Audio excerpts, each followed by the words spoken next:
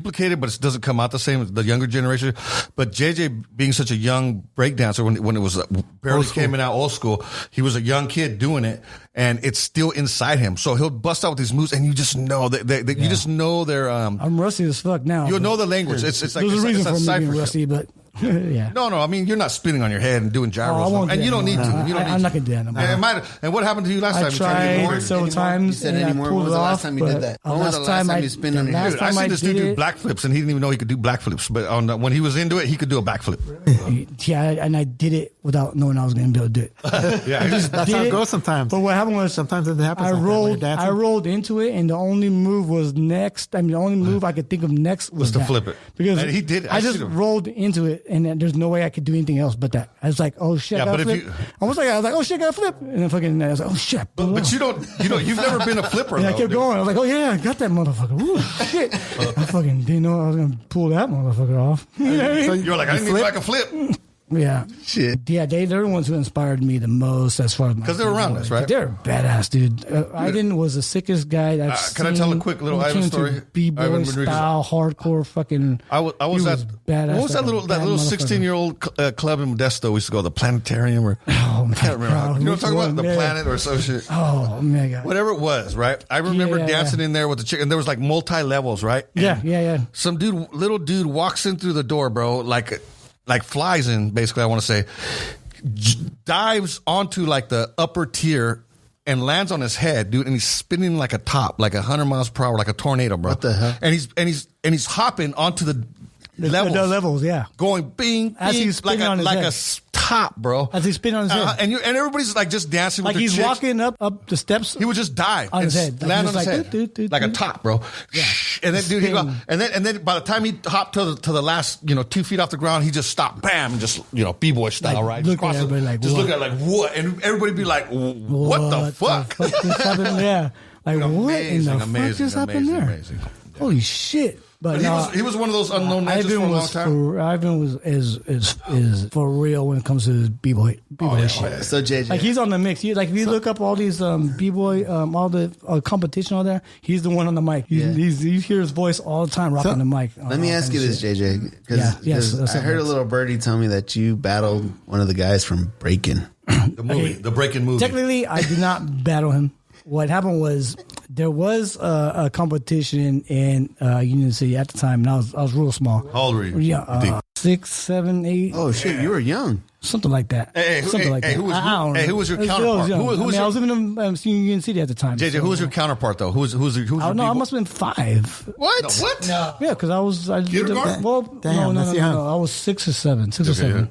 6 or 7. Something like that. I don't remember. Yeah. No. Real quick, Jake. Who was your b-boy counterpart back in those days? B-boy counterpart? Like who used to go with you when you were out breaking and doing your thing? BTK. No. Before that, back in the Fremont Union City days. Oh, my boy Ryan and my cousin Ed, but Ed wasn't really like a real b-boy. Yeah, but he had your back. He had your back in the raves too. What's funny is that my cousin Ed. I love you, Ed, man. Shout out, Ed Curtis. What's up, big bad Epi D in the motherfucking house? Big What's bad up? Eddie My P. cousin.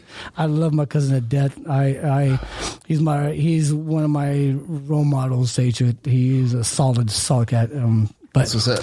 So Ed wasn't dancing, but he was more of your MC Hammer style. You know what I mean? Get it, get it, I am. Like he was on to that shit. Like that was his shit. You were rocking the Cavaricis? Oh yeah, that's it. But and plus he was, Cavaricis? he was the one into the freestyle. Word. My dream boy. It was on that Stevie B tip. Right? Ed was always in the mix. Actually, all my families were dancers. No. Like my cousin Romlin was part of your mom, Wicked. Your aunt, my aunt, and my mom were ballroom dancers, bro. They used to compete. They competed. I'm not sure with salsa and no, they did it all, or salsa merengue. I don't remember. But yeah, my mom and dude, all your house parties too, dude. Yeah. Everybody be just dancing, bro. Everybody and getting down like everybody dancing was a dancer. Music is in my family genes. Are you half most of my Peruvian? family members, it's straight up. Are you black Peruvian? Like I said, the waist down. No, I'm just kidding. Not even close. Damn. Who was your inspiration back in the day? As far as like Dancing. Ooh, like I was saying before, I like the Gene Kelly. He was a badass motherfucker. Dude, of course, Michael J. But my instructions were like b-boys. Like B-boys were fucking bad. You know what? I can what's your favorite B-boy? I can see Kelly in your dance, dude. Ken Swift was fucking. JJ's graceful. Yeah, I can see Kelly in your dances. No, JJ's graceful. Yeah, exactly. Gene Kelly had inspired me because he's actually the one who. Well, I'm not saying I studied the shit out of him. Don't get me wrong. I mean, I did watch a few videos, true shit. And he danced like a man. He had a male, back then it was hard to find male, videos. but he had a beautiful male, elegant, graceful way of dancing. It was very male at the same time. Back then it was hard to find videos, but he would show up. They used to show out Gene Kelly and Fred Astaire type of shit, and I used to just like watching his style. And I thought this guy knows how to sway his body, like very like he wasn't rough with the shit, but he'll break it down like he was soft but then hard like a motherfucker. Right. Like that sounds weird, but what about like he knew how to do in a way where there's so much finesse. I got one that you're not going to bring up, but I know definitely. What about Master Lee? Master Lee, or Bruce Lee, or has he had on your Bruce life? Lee, Master Lee, Bruce Lee, or from Beat Street. So Lee, I'm talking about the dude in the yellow jumpsuit. Yeah, the little jumpsuit.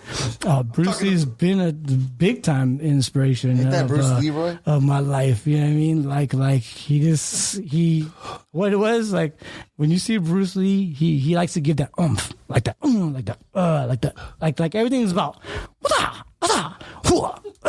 like you can, like every punch is like has a rhythm to it, right? It has like a flow to it, it's like a dance, but like almost like he's singing and shit, like he's beatboxing.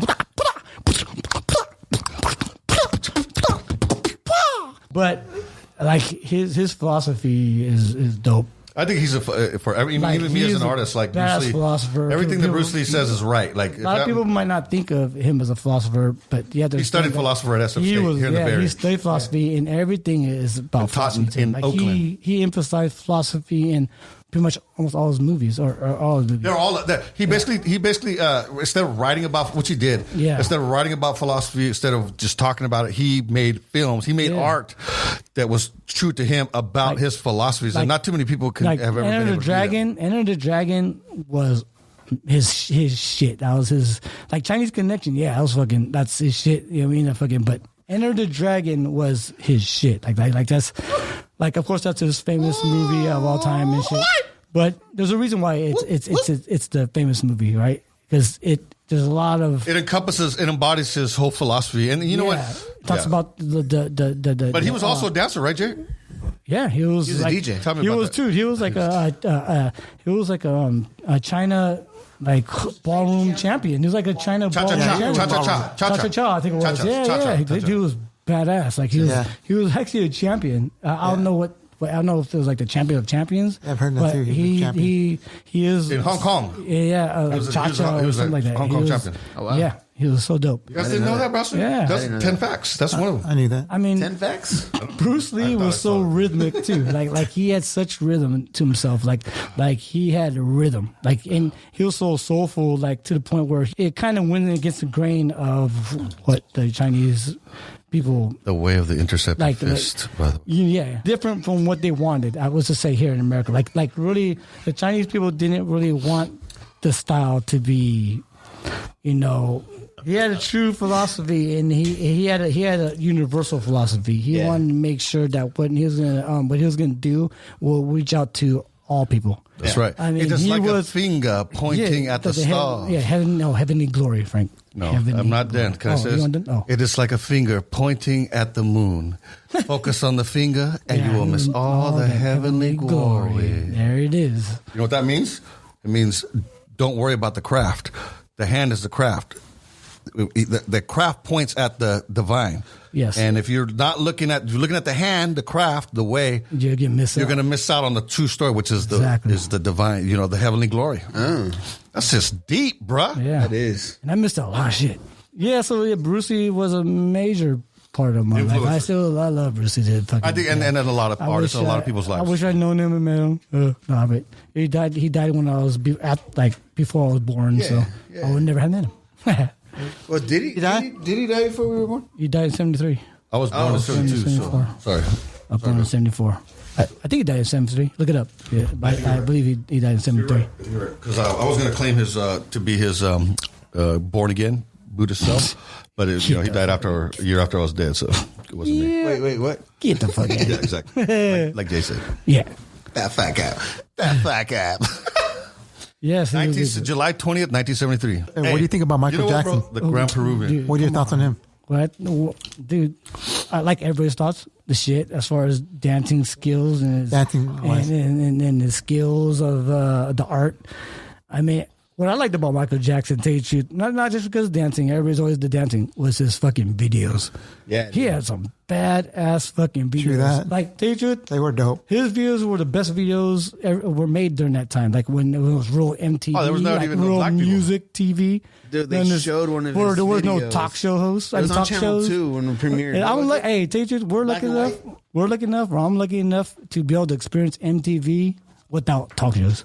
Yeah, like it was all video music. Like you were able to even call in to call in for a video at one point in time where they got callers coming in to pick a video that they want, and then they'll repeat the videos. And Modesto, they actually had this thing called a jukebox, and then they had a list of fucking videos. But everybody, it's like you have to wait because everybody's going videos, so you have to watch everybody's pick. Yeah, which is cool because you're just watching videos, and you just type in you look at the it was on your cable at the time, on your cable box. It was part of the cable. What? Yeah, it's called jukebox. I don't know if you guys remember that. It was in Modesto. I don't remember that. Well, I was living in Modesto at the time. It was called jukebox. Frank, I remember. Yeah, they just called it the box, I think. Was it the box? I thought it was jukebox. I think it was just the box. No, I think it was the box. He's right. Are you sure? What up, yo? Frank, what was that?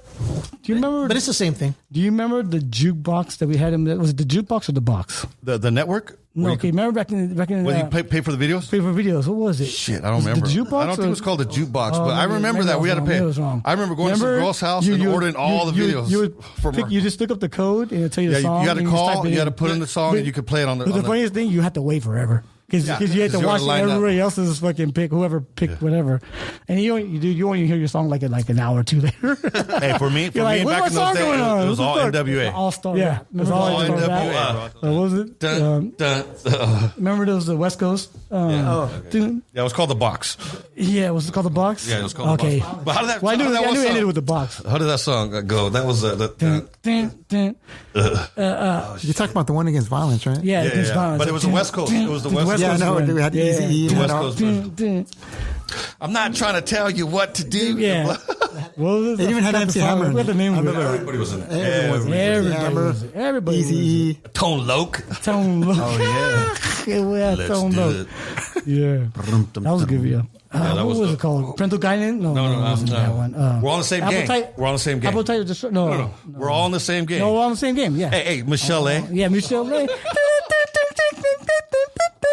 I don't know what you said. Don't you know we've got to stay together? Don't you know we got to stay together? Eazy-E was the last dude in that video. That was badass. I remember those dudes. And it's funny because they're doing that walk, like right with their derby jackets and shit. Man, we gotta play that shit. That's gonna be the outro. Speaking of MC Hammer. Oh yeah, Jay. By the way, MC Hammer, man. Whoa, I used to live right next to MC Hammer, back in Fremont, right? Yeah, back in the days, right there in Mission Hills and Fremont. Down what was the your street. address? What was your address? 251 West Hunter, the party house. Right. And if everybody knew about the 251 West Hunter, well, we had some back great in those days, bro. yeah, we had good parties at 251 West Hunter. So yeah, it was solid. But right down the street. Like the block that MC Hammer was like around the corner, right? Yeah, I used to go to his house for Halloween to get trick or treat. I know. And then after, yeah, it was cool. It was a cool cat. You know what I mean? I think I don't know what stage of his life he was at the time. That was when he was that was when Hammer was Hammer. Hammer, yeah. It's Hammer time. Yeah, and then it was funny. Then he moved up past on the other side of Mission Boulevard, up on the bigger hills, and got a big ass fucking. And went bankrupt with the gate and everything. His Hammer. His gate said Hammer time. Exactly. His gate had a sign that said Hammer time. Jay, but he lived with you during his height. By the time he got there, he was already falling off. That's why he lost that house. Was it too legit? I don't remember the timeline. It was too legit. He had the house. That's when he was trying to battle. I don't think he even lived there The that bigger much. house he had for a while. I mean, I don't know how long he had it, but he had it for a while. And it was crazy now that when you go up there, it's not hammer time no more. It's all an air brick. No, seriously, no. It's all an air brick. Yeah, I think